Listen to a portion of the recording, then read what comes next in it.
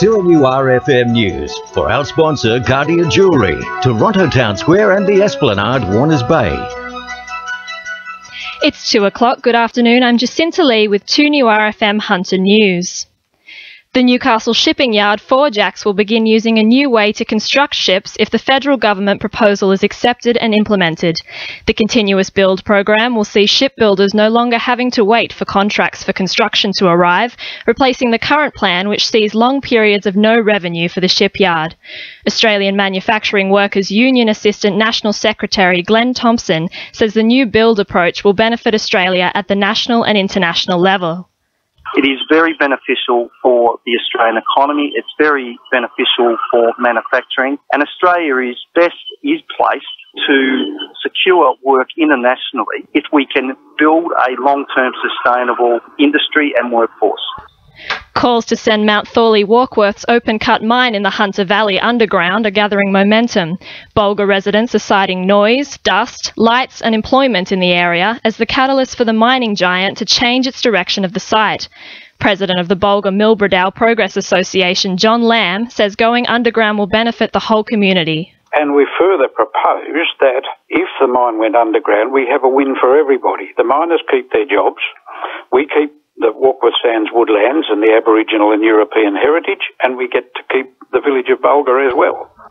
Meanwhile, scientists hold grave fears for the future of the Hunter's Weeping Mile woodland, currently threatening mining, housing and agriculture, rating the risk of extinction as extreme.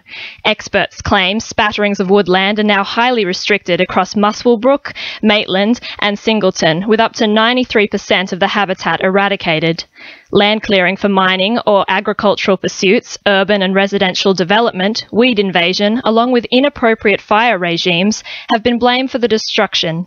Vice President of the Bulga Millbredal Progress Association, John Cray, says it's critical to maintain the region's natural wonders. If we continue clearing the way we're going in the Hunter Valley, we'll just have a barren wasteland. We have the Warkworth Sands woodlands, which is based, or it's actually been surviving for thousands of years on wind-blown sand. And the scientific committee has put this as critically endangered. It is world unique. There's nothing like it anywhere else in the world. Hunter thoroughbred breeders are stepping up their campaign to protect their industry by advertising their plight at the Sydney Royal Easter Show. The campaign will see a 30-second ad screened on the main arena screen of the show until next Wednesday, highlighting the unique environment for breeding champion racehorses. The push comes only a week after calls for a 10-kilometre buffer around viticulture industry clusters to protect them from coal seam gas. And there are fears Cessnock Art Gallery could be closed down later this month if Council refuses its request for emergency funding. The community-operated gallery is asking for $36,000 to remain open, with Council currently conducting a strategic review to determine whether the funding is necessary. A report is due out this month. Mayor Bob Pinson says the gallery is an important asset for the community. Very important to the cultural structure of Cessnock. Operates in Vincent Street. It has a curator and it has regular exhibitions. It's been going for 3 or 4 years and been very successful. But one of the issues has been that it hasn't been gaining funding from federal and state governments. Port Stephens is expecting heavy tourism during the upcoming Easter holidays. Hotels, campsites and cabins are booked out for all 4 days of the Easter break, with visitor numbers set to rival Christmas. Council Events and Tourism Coordinator Kim Latham says options for accommodation are quickly running out. Certainly from the accommodation and tour bookings that we've taken leading up to the long weekend, we would suggest that the Tomaree Peninsula, Nelson Shoal, and the surrounding bays are all nearly full so far as accommodation goes. We're certainly struggling to accommodate any last-minute requests. In finance, the All Ords is up 64.1 points at 58.80, and one Australian dollar is buying 76.41 US cents.